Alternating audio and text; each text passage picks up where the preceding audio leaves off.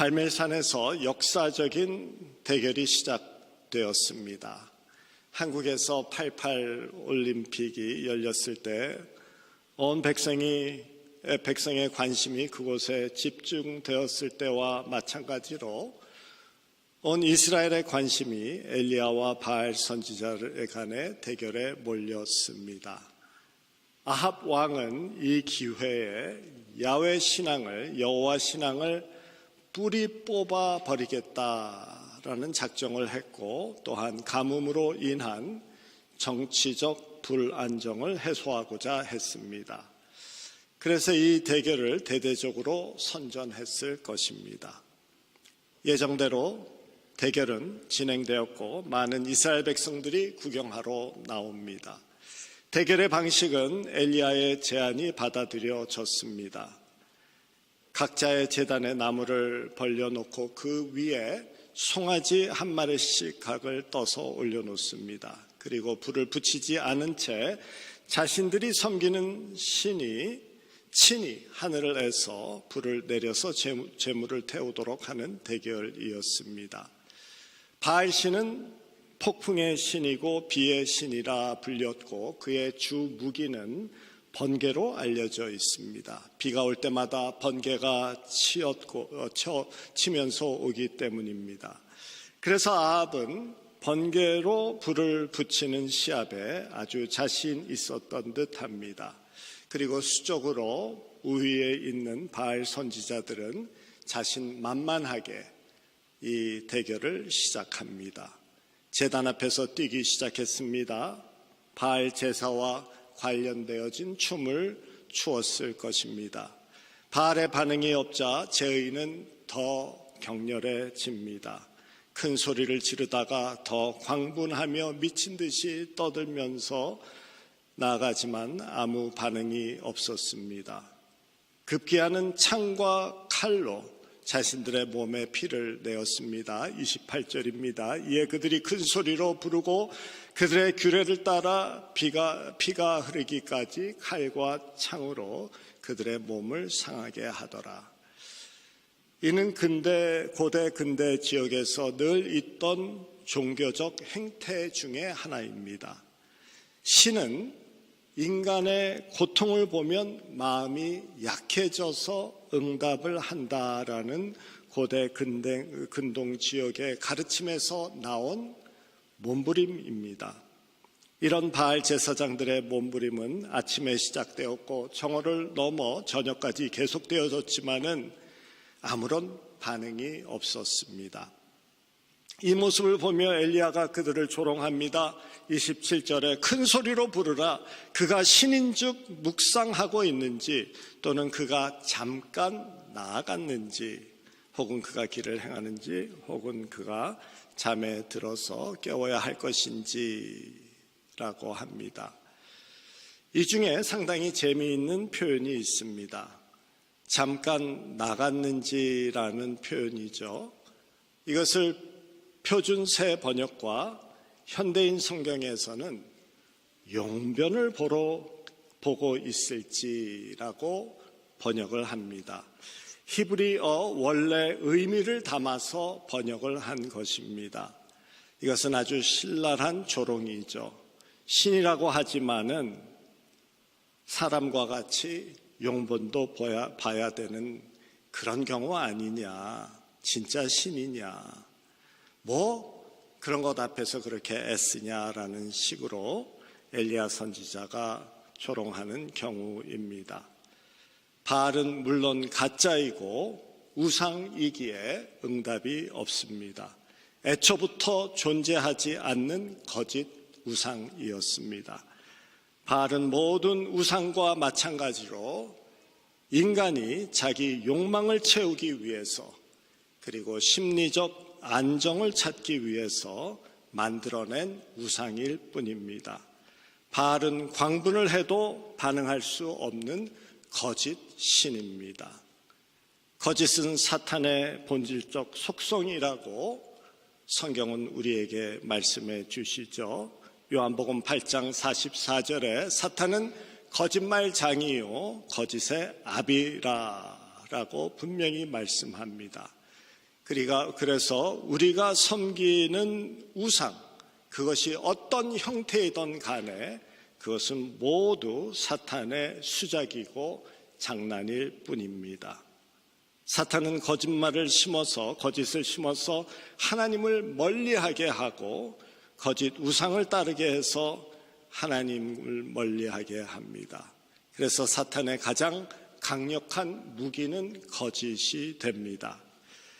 그는 사람들의 마음에 거짓을 심어서 죄를 정당화하게 하고 사람들에게 절망과 두려움을 심어서 하나님을 신뢰하지 못하게 합니다. 죄를 거짓으로 포장해서 죄를 보이지 않게 하여 우리를 유혹합니다.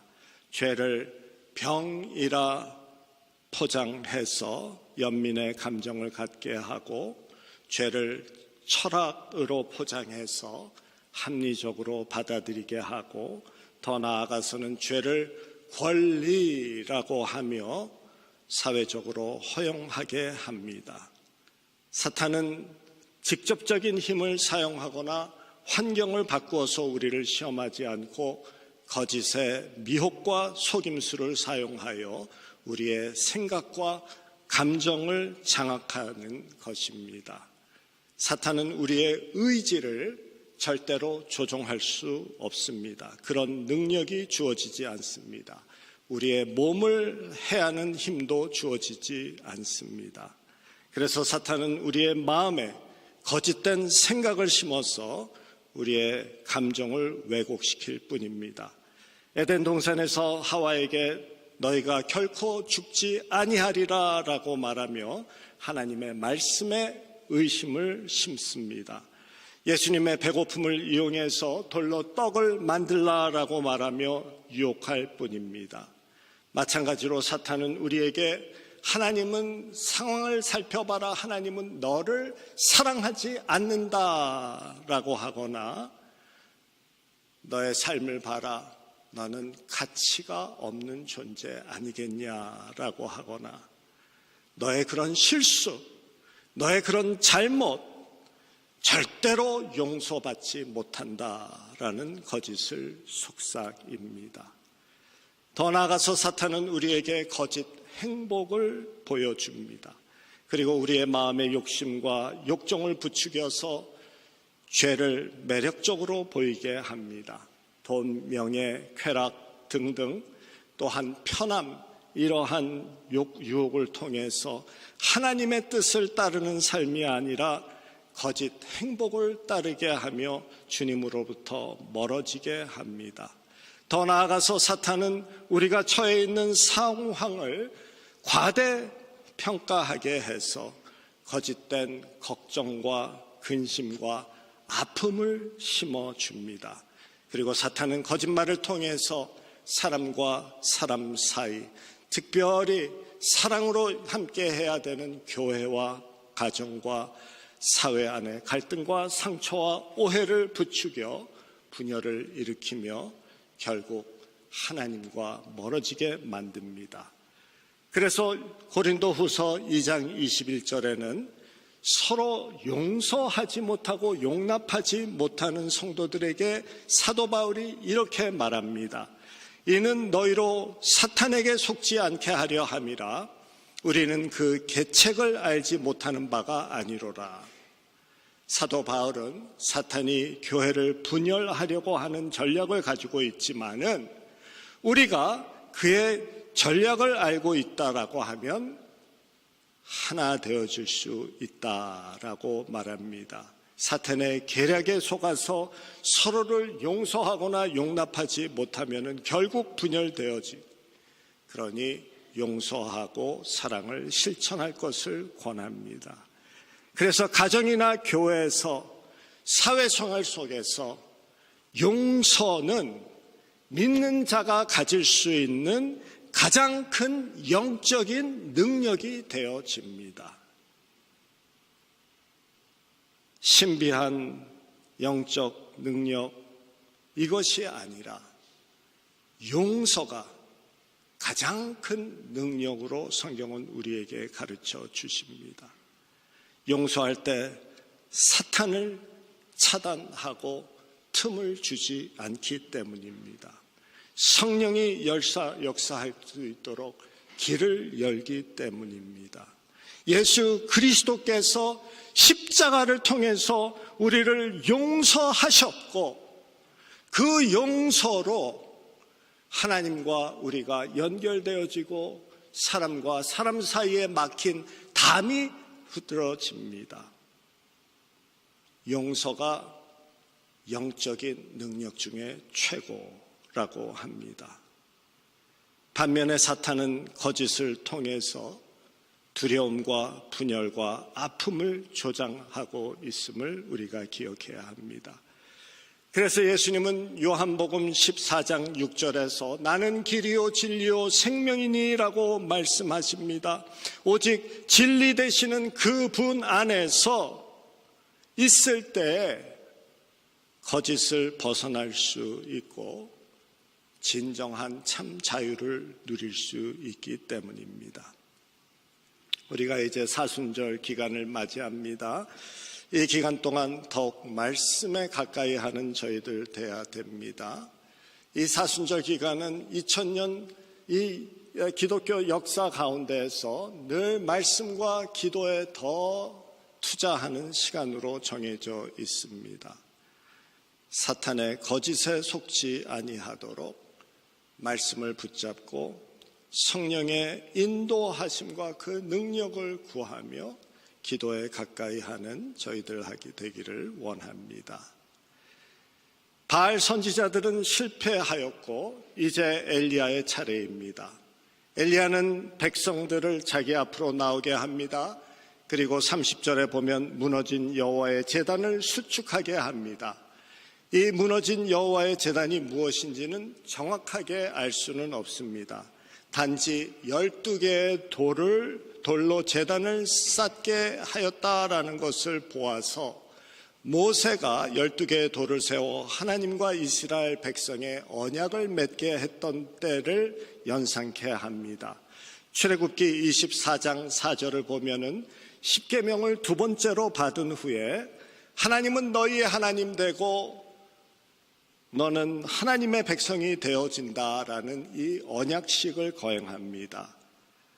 모세가 여호와의 모든 말씀을 기록하고 아침에 일어나 산 아래에 제단을 쌓고 이스라엘 12지파가 12기둥을 세우고라고 되어져 있습니다. 엘리야가 12개의 돌을 쌓고 제단을 수축함은 백성들로 하여금 너희들은 하나님의 백성임은 이 정체성을 잊지 말라라고 그 정체성을 회복하라라는 의미일 것입니다. 우리도 삶에 문제가 생길 때 제일 먼저 해야 되는 것이 내가 누구인가를 확인하는 일입니다. 나는 하나님의 백성이고 하나님이 존귀하게 여기는 자이며 하나님께서 함께 해 주시는 존재다 라는 이것을 기억하는 일입니다. 하나님 앞에 나아가 제단을 쌓는 이 예배가 바로 그러한 하나님의 백성임을 다시 한번 확인하는 자리가 됩니다.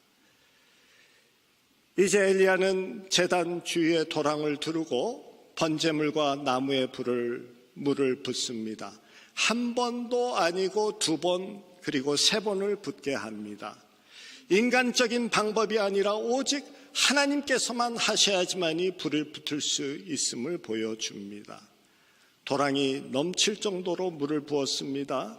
그리고 엘리야 선지자는 바알 선지자들과 같은 그러한 기도가 아닙니다. 하나님 앞에 그냥 인격적인 대화가 시작이 되어집니다. 바알 선지자와 같은 춤도 난리굿도 없습니다. 혹시 기도의 소리를 크게 높였을지는 모르겠습니다. 아마도 백성들이 들어서 기도하고 있는 그 내용을 확실히 듣게 하기 위함이었을 것입니다. 36절과 37절에 보면은 엘리야는 여호와여 주께서 이스라엘 중 하나님이심을 보이소서라는 기도를 합니다. 저 37절에 보면은 여호와여 내게 응답하소서, 내게 응답하소서. 주 여호와는 하나님이신 것을 알리소서라는 기도입니다. 그러자 불이 하늘에서 내려옵니다. 38절에 이에 여호와의 불이 내려서 번제물과 나무와 돌과 흙을 태우고 도랑에 물을 합느니라. 하나님은 불로 여호와에게 응답하셨습니다. 성경을 보면은 불 통해서 하나님의 뜻을 드러내시는 하나님을 만나게 됩니다. 에덴 동산에서 추방하신 후에 불이 타오르는 검을 두셔서 생명나무를 지키셨습니다. 소돔과 고모라를 심판하실 때에도 하늘에 불을 내리셨습니다. 이스라엘 백성을 불기둥으로 보호하시고 인도하십니다. 시내산에서 모세와 만나실 때 꺼지지 아니하는 불 가운데 임재하십니다. 하나님은 불로 역사하시는 분입니다. 예수님 스스로 불을 던지러 왔다라고 누가복음 12장 49절에 말씀하십니다. 내가 불을 땅에 던지러 왔노니 이 불이 이미 붙었으면 내가 무엇을 원하리요. 하나님이 예수님이 던지시는 불은 믿지 않는 자에게 심판의 불이 되어지고 믿는 자에게는 성령의 불이 되어집니다. 태워버리시기도 하고 변화시키시기도 합니다. 성령의 불이 오순절에 마치 불의 혀처럼 갈라지는 것 같이 초대교회 성도들에게 임했다라고 말합니다. 그 성령의 불이 임하여서 그들은 예수를 믿고 예수를 따르는 삶을 살아냅니다. 지금도 예수를 따르며 사는 우리들은 바로 성령의 불이 우리 안에 임하여 있다라는 것을 반증하는 것임을 믿으시기 바랍니다. 수많은 바알의 선지자들이 부르짖어도 바알은 응답이 없었지만은 엘리야 한 사람의 이 기도가 있을 때 하나님은 하늘의 불로 응답하십니다. 하나님은 살아계시고 우리의 기도를 들으시는 분이고 인격적인 분이다라는 말씀입니다.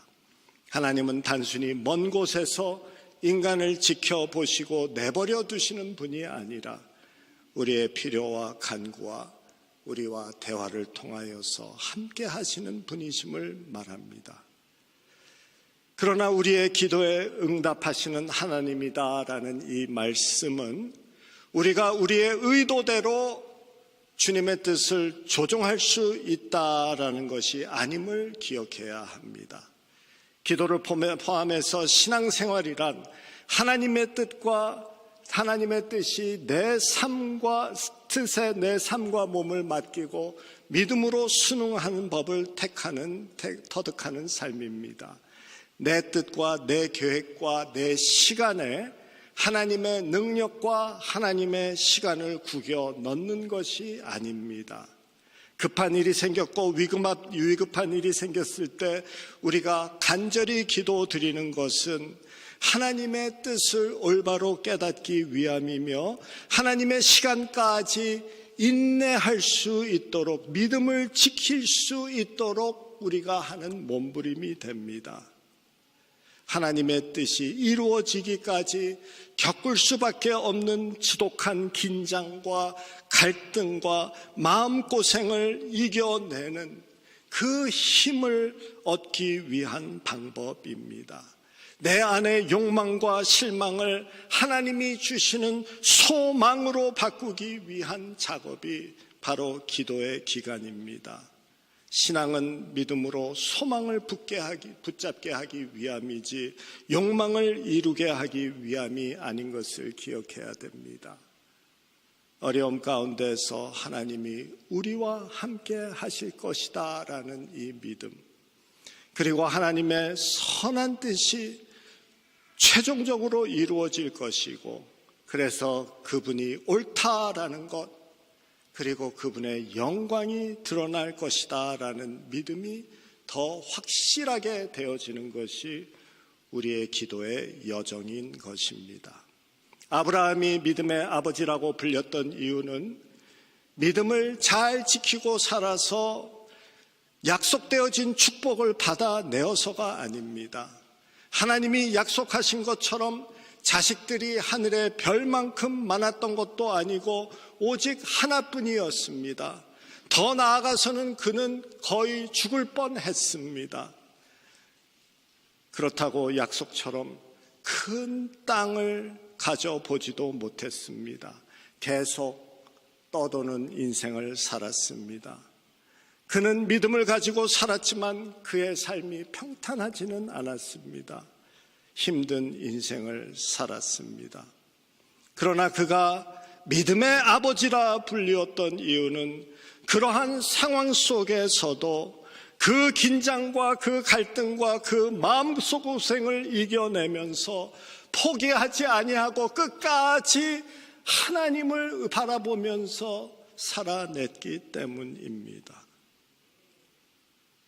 성도 여러분, 믿음을 통해서 기도를 통해서 받는 최고의 응답은 상황은 이럴지라도 하나님은 나와 함께하고 계시다라는 이 확신을 받아내는 것입니다. 그것으로 우리에게 주어진 이 인생을 감사함으로 살아낼 수 있는 것입니다. 주님께서 우리와 함께하고 계시다라는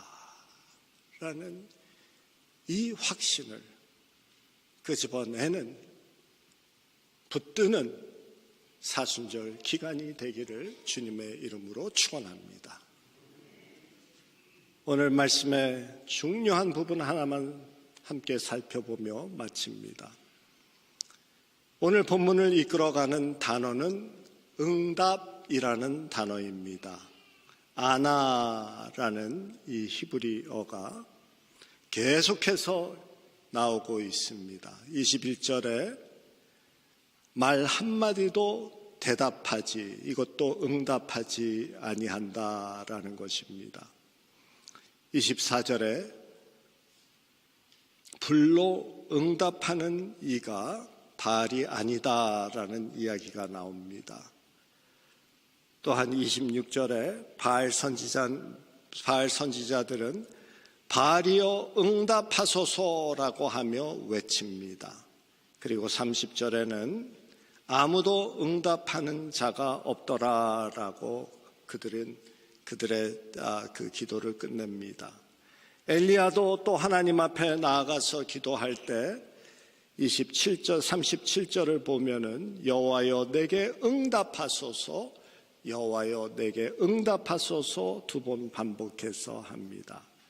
그러자 여호와께서 불로 엘리야의 기도를 응답하십니다. 그리고 39절에는 백성들의 응답이 나옵니다.